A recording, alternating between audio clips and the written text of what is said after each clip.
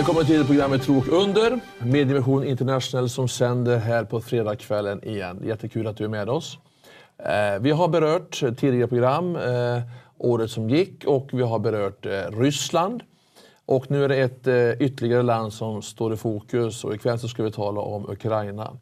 Innan vi pratar mer om Ukraina och det som sker i landet och det vårt arbete står mitt uppe i just nu, så ska vi få se ett videoklipp ifrån en manskonferens med 1000 deltagare, så kommer vi strax tillbaka.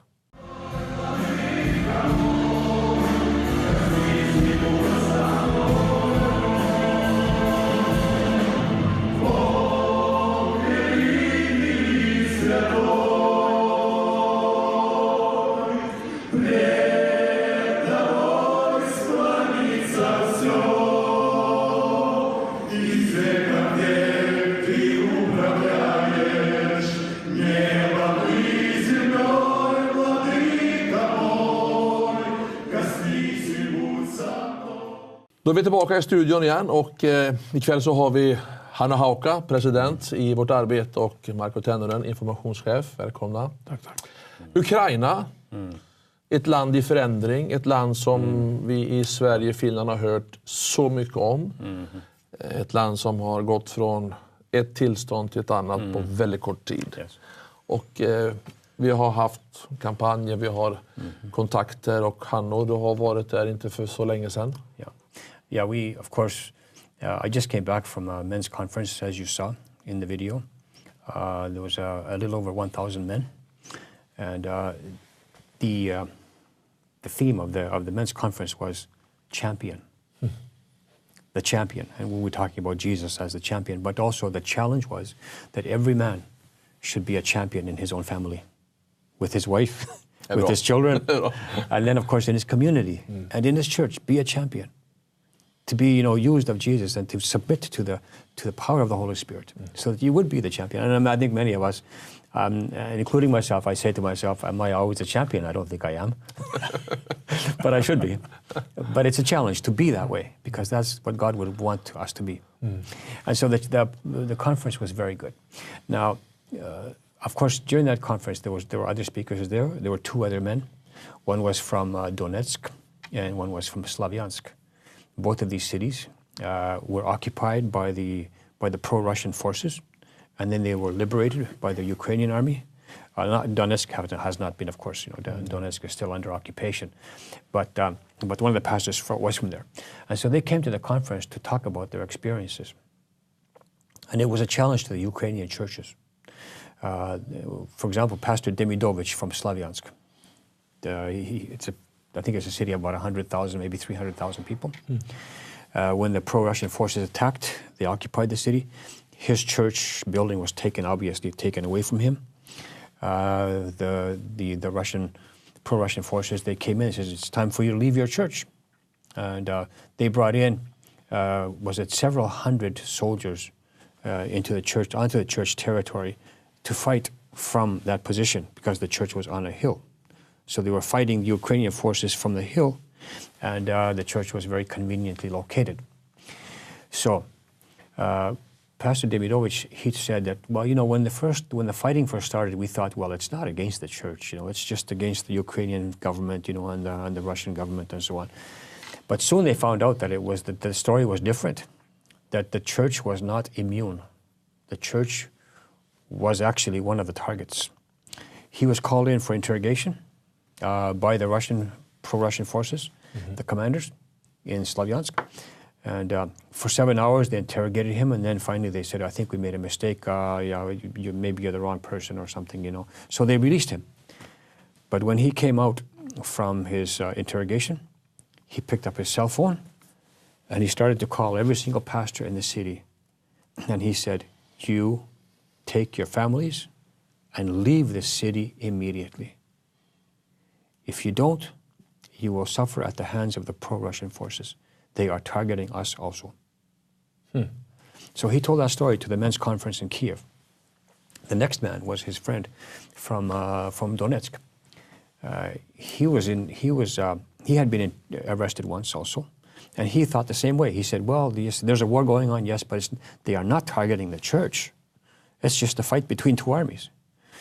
But he soon found out that that was not the case also. He was in his church on Sunday morning, one Sunday morning, and of course the fighting had already taken place, and his city had been occupied. He was preaching from the Bible, and out of the corner of his eye, through the window from the pulpit, he looked out the window and he saw a car pull up to the church. And he saw men come out of the car with heavy weapons, big rifles. Yeah. And so he closed the Bible, and he knew immediately what he needed to do. He told the church, he says, "Church, please continue with the Sunday morning service. I need to step outside for just a little bit, but you keep on with the worship service." When he stepped outside, he was immediately handcuffed. They put him into handcuffs. They blindfolded him, and they took him away for 2 days of interrogations. So he didn't come back to the worship service. For 2 days, he was beaten, blindfolded. He was beaten, he was kicked, and he was, all kinds of violence was used on him. And they wanted to get 2 confessions. You either confess that you hate Russia, or that you are an American spy. The pastor said, I'm neither. I don't hate Russia, and I'm not an American spy. So they kept beating him for 2 days. And so after 2 days, and he said that when they beat me, he said that the miraculous thing was that I did not feel any pain. No matter what they did to me, God took away the pain. Then they beat me with steel pipes. Oh. And he said the only problem was that you never knew from which direction they would hit you, because you had your back blindfolded. So when they hit you, you could never prepare. It just came suddenly from someplace. So he even fell unconscious once. He was hit so hard that he was unconscious for he doesn't know how long. He came back to consciousness. Then the 2 officers that were interrogating him got into an argument amongst themselves. And one said to the other man, he said, well, we need to execute him. We have received the directive, the command to kill him. And the other man said, from the pro-Russian army, the other man said, no, well, this is about religion. We know nothing about religion. We know nothing about God. What are we killing him for? So the other man said, okay, yeah, you're right. We understand all this business. So let's take him to the Orthodox priest. He will decide the fate of this guy. So they took him blindfolded, handcuffed, to the Russian Orthodox priest in Donetsk, who was from the Moscow Patriarchate. And this particular priest, he knew this pastor. It was a Pentecostal church. So he knew the pastor, because they had worked in the same city for many years. And so for 2 hours, he spoke to the pastor in handcuffs, blindfolded. The Orthodox priest spoke to him. And then after 2 hours, he said, you're a young man. You have a family, you have 4 children. So let's do this. He said, I will give the command for them, the soldiers, to release you. But I want to warn you and tell you this, that when they release you, we will take away your minivan. Minivan, yes. Minivan. Minivan, yeah. Minivan. So he said, we will take your minivan because we need it. The army needs it, or the pro-Russian army needs it. But when you are released, you go to your family, you take your children, and you run from the city as fast as you can. And you tell everyone in your church to do the same. If we catch you one more time on the streets of this city, we will kill you immediately. We have received the directive to do so, and we will do it. And he said, there is no power on earth that will save your life. You will die. Now, go. Yeah. And he left with his family, and also he told his Christians in his church, we must leave the city now. They will kill us all, because they have received command from Moscow, from the Orthodox Church in Moscow, which is connected to the KGB. And this is not a joke. This is not something that we have thought up. This is the witness of pastors who have heard it from the mouths of the pro-Russian forces. När man hör det här så för det första så kommer det inte fram i media. Ja. Det är ingen som kan läsa om det här. Ja. Vilka historier? Ja, det är ofattbart alltså vilken lidelse församlingen får gå igenom. Men vad är det som gör, alltså församlingarna trodde inte, de kristna trodde inte att de var mål för terroristerna. Men det verkar som att de krigar mot kyrkan. Men varför? Okay, let me answer that. The pastors have said that the Orthodox Church, or the pro-Russian forces, the commanders, have said that there is only space in East Ukraine for the Russian Orthodox Church. No other churches. Okay. And there will be no other churches, they said. That was number one. And then the pastors have also said that they are targeting us because we do not cooperate in the same way with the government, with the Russian government, as the Orthodox Church does. The Orthodox Church cooperates with the Russian government. And so that's the reason why we cannot be trusted, because we don't cooperate. We have our own mission from Jesus. We don't have a mission from Moscow. It's from Jesus. Ja. And so we are there to spread the gospel. Jag tror att man också tänker på den här orangea revolutionen som skedde i Ukraina förut. Så att man buntar ihop församlingarna och det som hände i Kiev. Yeah. And you know, this is true. What Marco says is true. They are linking this to the Orange Revolution. For example, in the spring of this past year, which was 2014, I talked to a pastor who came from Bryansk. Bryansk is from the Bible Belt of Russia. When we say Bible Belt, it's not really a Bible Belt, but it's maybe the most Christian or Protestant Christian area of Russia. And Bryansk is in the corner of White Russia, Belarus, Ukraine, and Russia. It's in that area. And so the Pentecostal young people and the Baptist young people were on the streets one day, just before May 1st, spreading the gospel, you know, speaking to others, you know, about Jesus, sharing Jesus with other people in the city. The KGB, what now they call it the FSB. FSB. The FSB came to the leaders of the Baptist church and to the Pentecostal church. And they said, take your young people off the street now. Stop. You must stop now. And they said that after this day, you will not practice your religion in any shape or any form outside the walls of your church. No more. The leaders, the spiritual Christian leaders said, well, what happened? Why? Why now? I mean, we've been doing this for 20 years. After the collapse of the Soviet Union, we have been doing this in peace. You know, you have followed us every year, every day. You know what we are doing? There's no surprises. What's the problem? The FSB gave one answer. They said, on the other side of the border, you have a Baptist president by the name of Mr. Turchinov, Alexander Turchinov. That was the only answer they got. But it was an indication of what the whole issue was. The whole issue is that Moscow believes that the Protestant Christians or the evangelizing church has been a part of the revolution in Ukraine. And it's true, when they had that huge demonstration and all the unrest in Maidan Square in Kiev, President Turchinov, he asked the churches, we need to pray for the independence of Ukraine now. I challenge every church in my country to pray for the independence of Ukraine, that we would not lose it. And they did. And thousands of believers, they came to Maidan Square in a prayer meeting and they prayed. But the FSB was also at the square, in Maidan Square, and they watched it. And they went back to Moscow and they said, the Protestant or the evangelizing Christians are a part of this movement. And Moscow interpreted that as poison and as total mistrust. And they interpreted that the evangelizing churches would always be, praying for, something that Moscow does not want. Ja. Det verkar ju alltså som det finns en dold agenda, det finns en strategi hur man ska döda den evangeliserande kyrkan. Ja, absolut, det tror jag.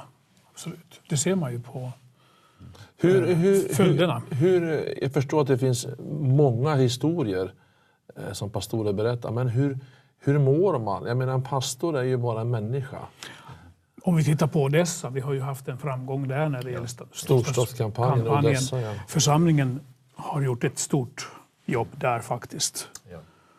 Så det finns ändå man känner ändå att man är burna av en Guds kraft, och man har hopp för framtiden, och även om man ser det här. Before we go to Odessa, let me also mention that in the conference, the pastor from Slavyansk, Pastor Demidov, he spoke to the 1,000 men, a little over 1,000. He said, you know, he used an example. He said there was a pastor who had, you know, made a promise to God that he would serve the Lord if things go well, if everything is okay, his life is okay, you know, and his finances are okay, and everything is okay. He says, yeah, I promise to serve you. And so he made a deal with God, so to speak. And Pastor Demidov said, one day he lost everything. And then when he lost everything, this same pastor says, but God, I thought we had a deal. Mm-hmm. I thought we had a deal. And then Pastor Demidov said, the only deal that we have with God is the deal that Jesus told his disciples. If they have persecuted me, they will persecute you. Mm. He said, that is the deal. Will you stand with me in the good days and the bad days? Yeah. When things are going well and when things are not going well, will you stand with me until death? That is the deal. Yeah. Yes. If you want that deal, that's my deal. Yeah. And so he said to them, he said, okay, in East Ukraine, we have already suffered. We already know what it's all about. You know, we have gone through this. But what if this comes to Kiev? What if it comes to the Ukraine, to every part of the Ukraine? Are you going to stand with Jesus, or do you have a different deal with Jesus? Just det. Det har vi nämnt tidigare i program, Marco, om att det enda vi är lovade, det är lidande. Ja, det är sant. Det är det enda Bibeln talar om. Och så vi i väst i Skandinavien, vi har ju inte sett någonting av den förföljelsen som Ukraina är inte långt bort. No, it's Europe. Vad tror ni händer nu då, mitt i allt detta? Om man ska se liksom fram lite. Vi hade en kampanj i Odessa. Det hade vi. Yes, we did. Vad kan man säga om den? Vad är liksom frukten? Har vi någonting att... Well, in Odessa we had the campaign, and actually it was the end of September to the end of October. I remember when we were first, you know, planning the campaign with the pastors in Odessa. We heard from Ukrainian intelligence, that is the SEPO of Ukraine. We heard from them that in September the Russian forces will attack Odessa and 5 other major cities, big cities in East Ukraine. And so as we were planning the campaign for September, we were also getting information from the intelligence agency of Ukraine that expect a military attack on the city in September. And so everybody was praying. The churches of Ukraine were praying, and many other churches across the Ukraine were praying that, you know, that God would somehow do something. 3 days before the campaign started, there was a ceasefire. When they agreed that, you know, that they would stop the hostility, stop the fighting. And so September, October, the campaign went in peace. There was nothing. It's underbart. It's a miracle. It's a miracle. I mean, in all logic, they should have continued to the Russian forces should have continued to go further south all the way. That was. Gud hör bön. Yeah. Säg det igen. Gud hör bön, sa jag. Yeah. Yes. And so, we had the campaign. The churches ordered 15,000 of the bigger books, the bigger version of the campaign books, you know, to use in the campaign to those people who wanted to know Jesus and who requested the book. Well, by the end of the campaign, we had already run out of the books. We had no more left. I mean, the churches had used the 15,000, and then they came back to us. But not so many people called the call center, you know, which is different, of course, in other cities. You know, in India, you saw it yourself, and Marco has seen it in Mumbai. I mean, you get hundreds of thousands of telephone calls in about a month. But in Odessa, you didn't get that amount of phone calls. So the churches were kind of thinking, well, yes, there is a spirit of fear in the city because of what the normal people would, they think that maybe the Russian soldiers will come. But so there was a spirit of fear, but they didn't understand that there was a real hunger also in the hearts of the people at the same time.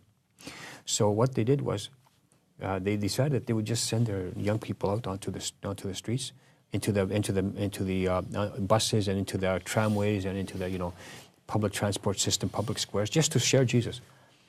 And what they found was there was a huge hunger. People were so eager to receive anything that these young people were talking about God and about Jesus, about the peace that God can give, you know. And so they were hungry for that.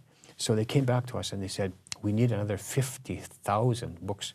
We ordered 15,000 and they said we need another 15,000. 10 gånger till. Yeah. So we need those. And so we were able to print 10 more because we had the money for that, but now they still need 25,000 more.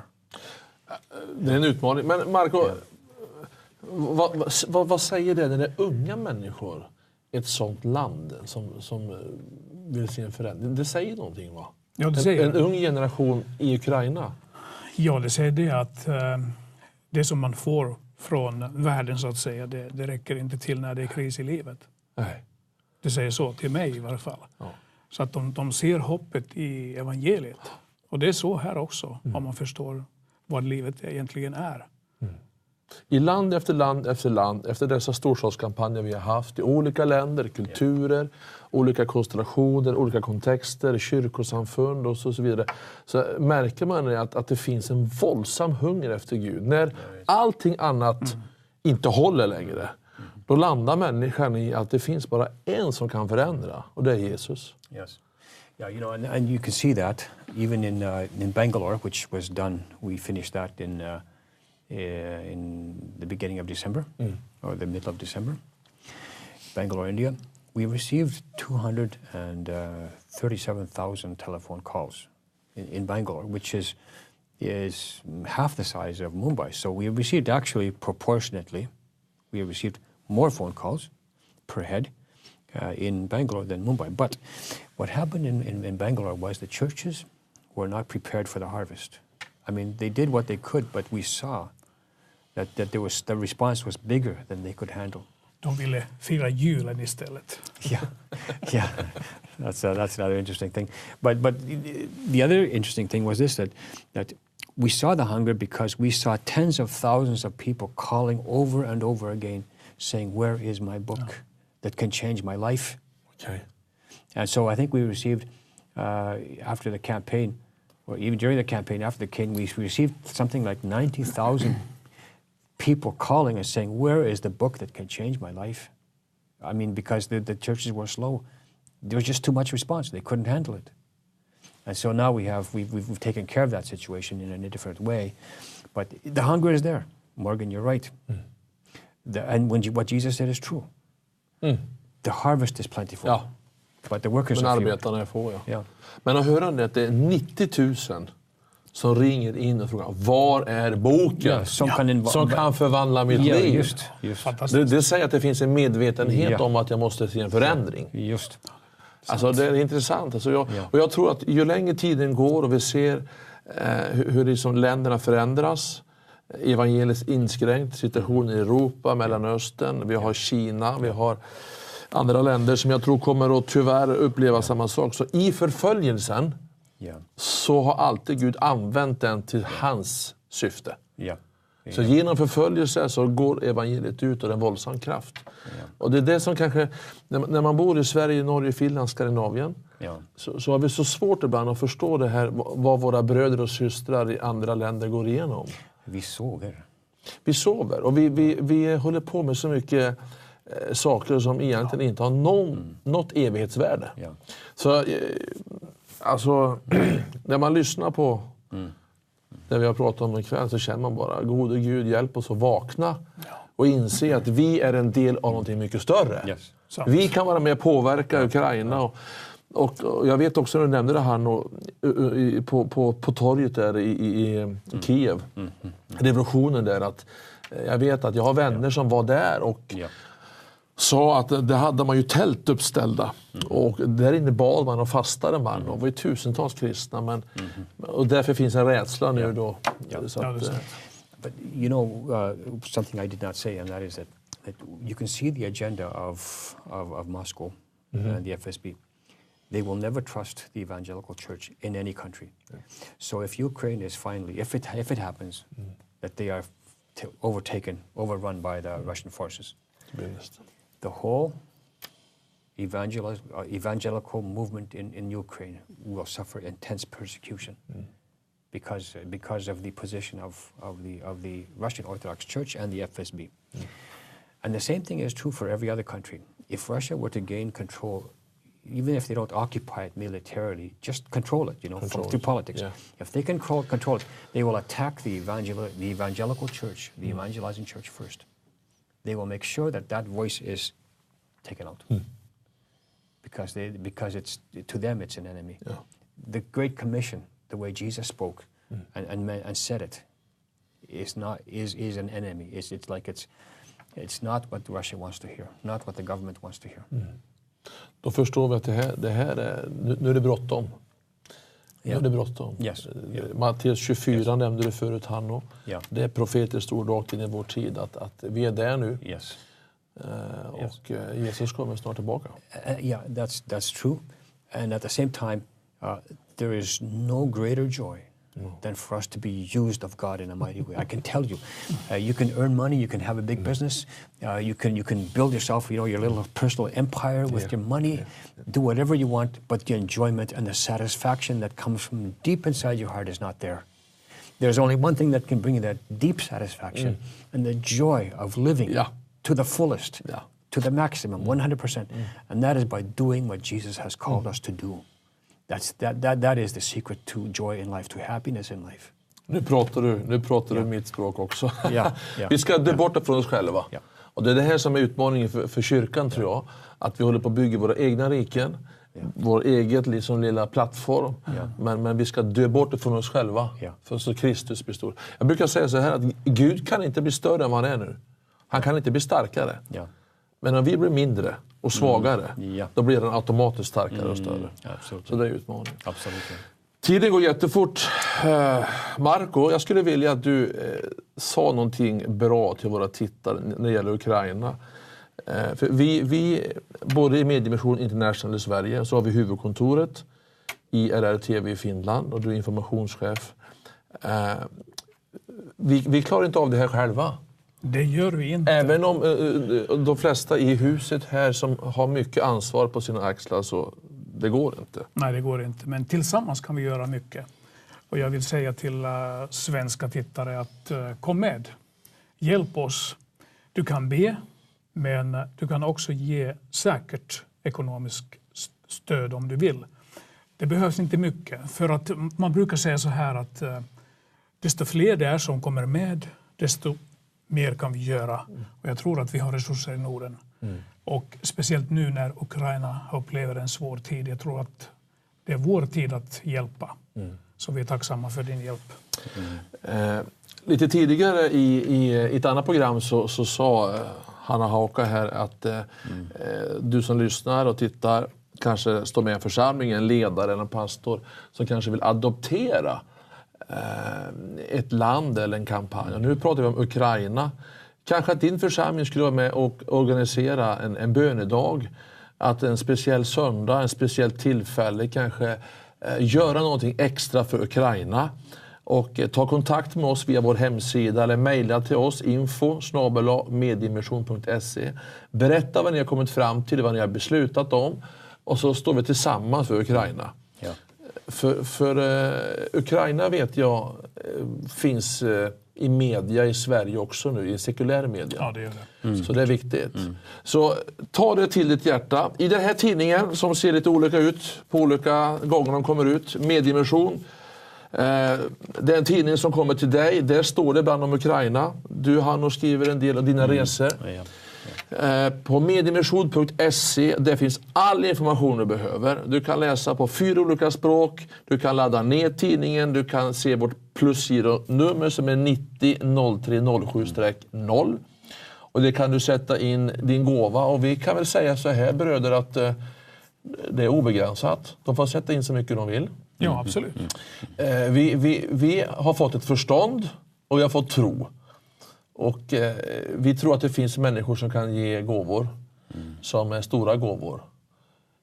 Och för dem kanske inte det är så mycket. And can I say this, that there are seasons in our lives, but there are also seasons in nations.